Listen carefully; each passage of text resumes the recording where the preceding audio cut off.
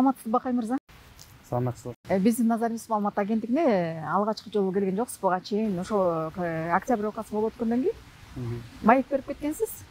Ошо октябрь окуясынан кийин өзүңүздүн коомчулук арасында бактыңыз ачылыппы? Бакай Бакырчак деп айрымдар сизди до конца деп ат коюп алышты. Деги эле ошол сиздин ошол октябрь окуясынан кийин кандайдыр бир жашооңузда өзгөрүүлөрдү же болбосо өзгөрүүлөр жөнүндө өз өзүңүздөн угалы деп кайрадан эфирге чыкырдык. Рахмат. Саламатсыздар, урматтуу теле көрүүчүлөр. Эми бул октябрдан берки окуяларына баарыңыздар көрүп күбө болуп атасыздар. Өзгөрүүлөр көп болот, көп болду. Адам биз өзүңүз белгилеп кеткендей башында бакырып өкүрүп ушинтип жүрдүк элек, анан эми акыбалга, ситуацияга жараша адам өзгөрүлүш керек. Баягы бакырып айтылган көйгөйлөрдүн кантип чечсе болот, кантип чечилиш керек, ошолор жөнүндө дагы эле баягы элдин көйгөйү менен, бирок баягыдай бакырбай, акырын спокойно сүйлөп айтмай, ошол эле мээнеттебиз, элдин көйгөйү жеткизип, айтып, деп, ошол эле аракетте. Сиздин бакырбай калганыңызга эмне себеп болду?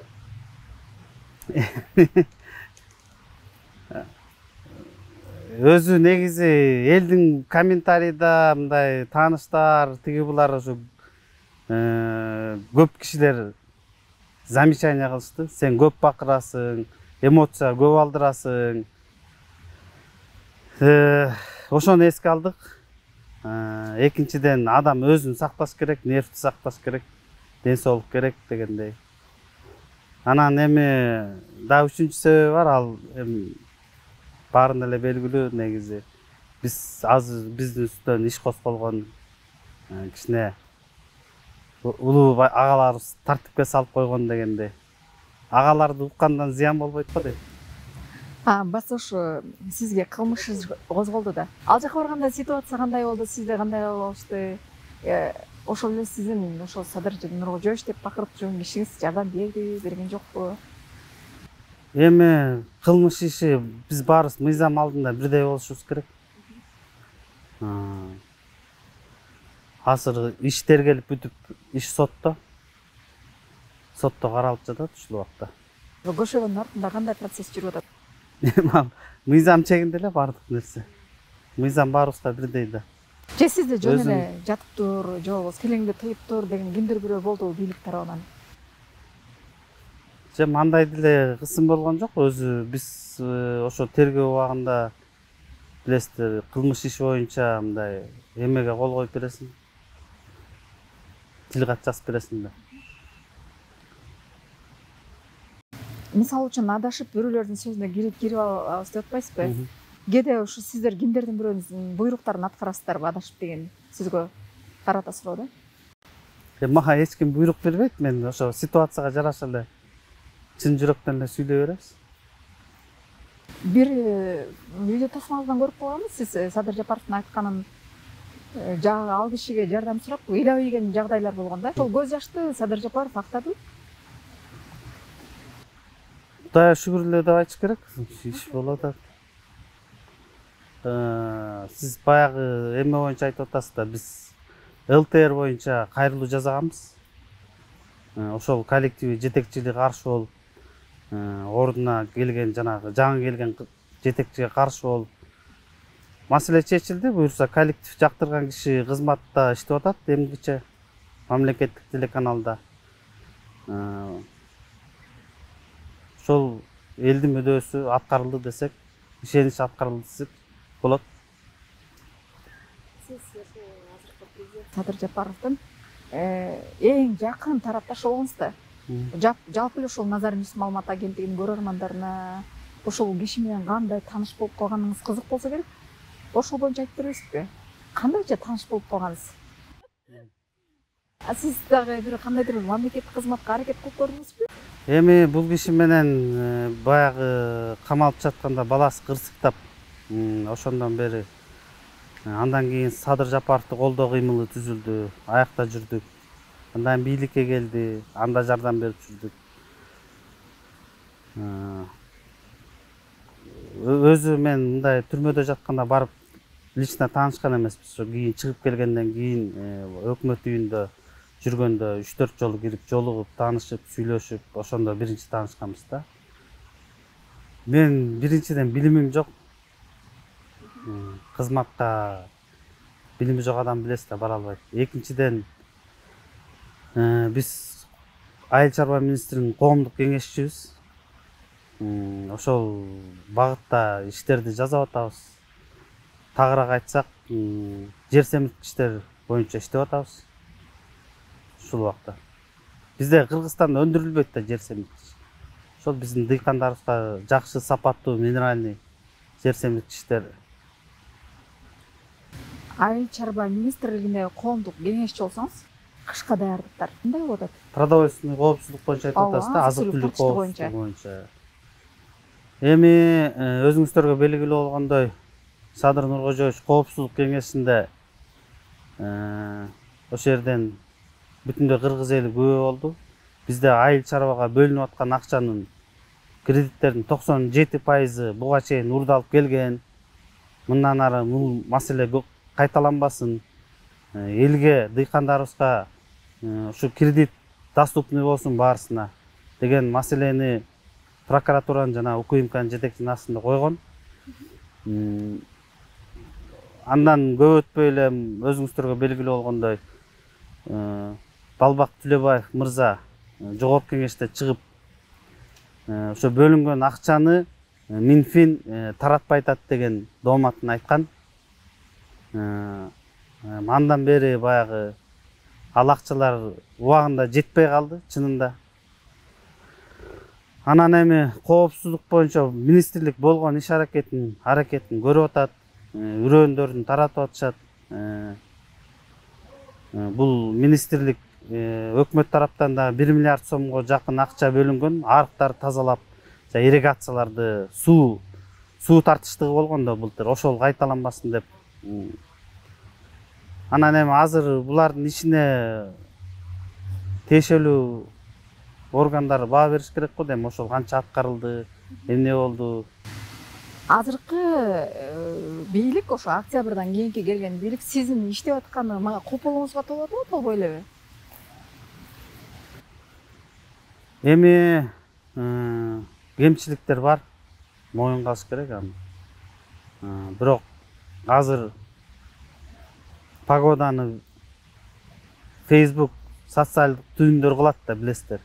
Ошол кемчиликтер болгон жерден айтылып атат, каякта кимдер эмне кемчилик кылып атканы. Бийлик буга реакция кылып атат, колдон келишинче оңдоп атат. Жалпы бул жумуш бир кишиге жүктөлгөндөй эле сезилип атат да магачы. Ушу бир эле Садыр Нуркожоевич Каражандын карчылыгы эле күнү түнү аракетин кылып атат. Колдон келген иш аракетин жасап атат. Анан эми көптөсө жакшы болмок. Тилекке каршы андай соратниктер аз, мекен үчүн күйүп пышкан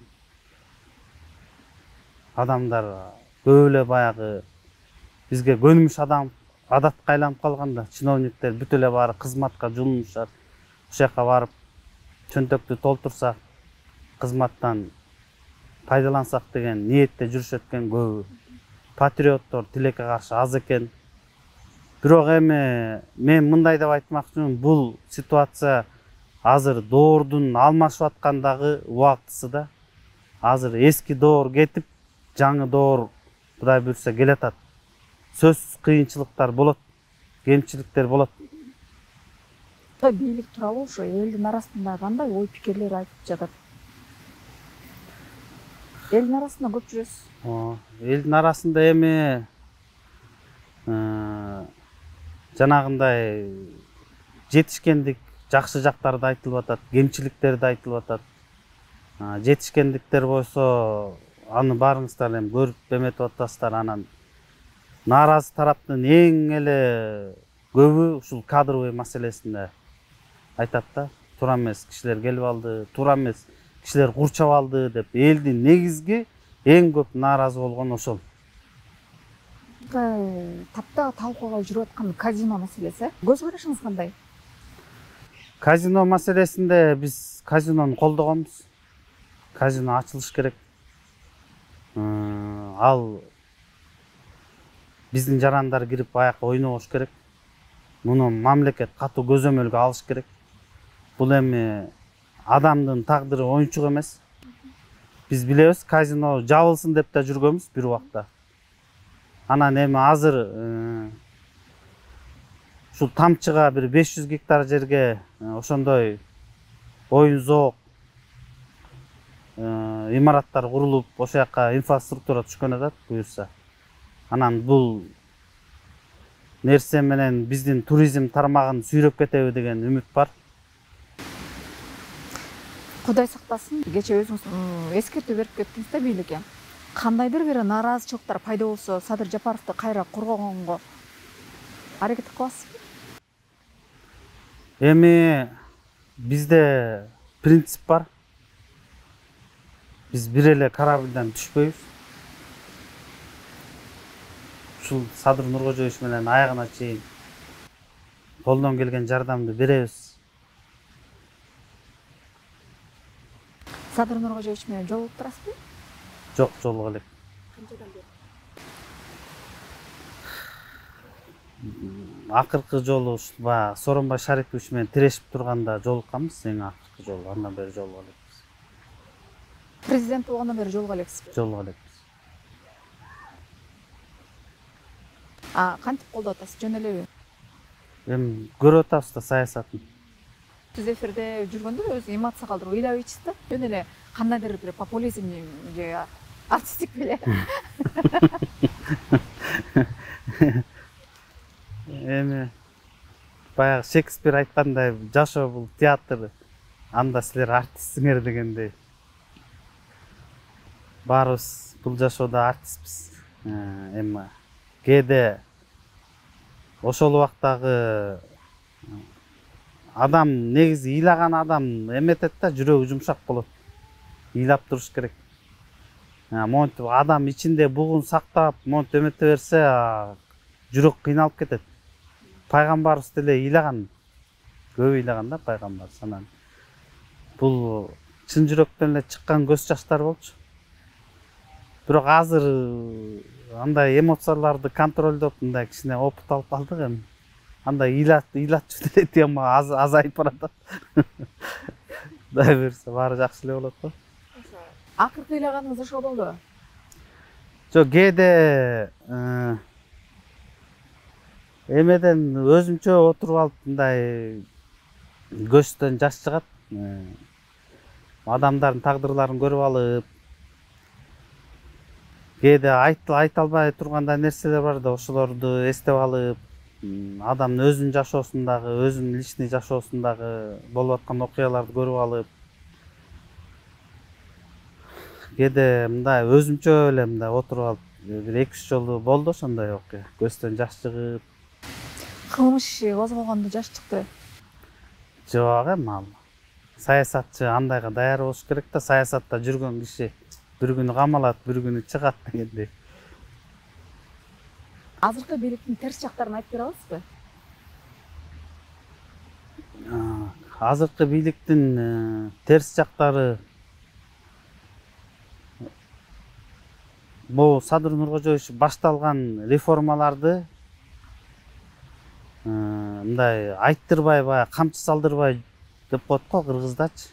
Ошентип мындай жана тегеректеп турган губернатор, акимдер, айыл өкмөткө чейин ушу мондай чын жүрөгүнөн элим үчүн деп мондай бир жанталашкан киши аз болуп атат да тилекке каршы. Эң чоң кемчилик ошол да. Анан жанагындай ар бир министрлик, мисалы үчүн министр болуп келет, отурат, анан аякта эмне иш кылып атат, кандай ойлору бар, мындай оюн ортого элге салып, мондай кылалы деп атабыз, минтели деп атабыз деп мындай бир кеңешип анан иш кылса ошондо жакшы болот го деп ойлойм да. Ошол кеңешпейт да.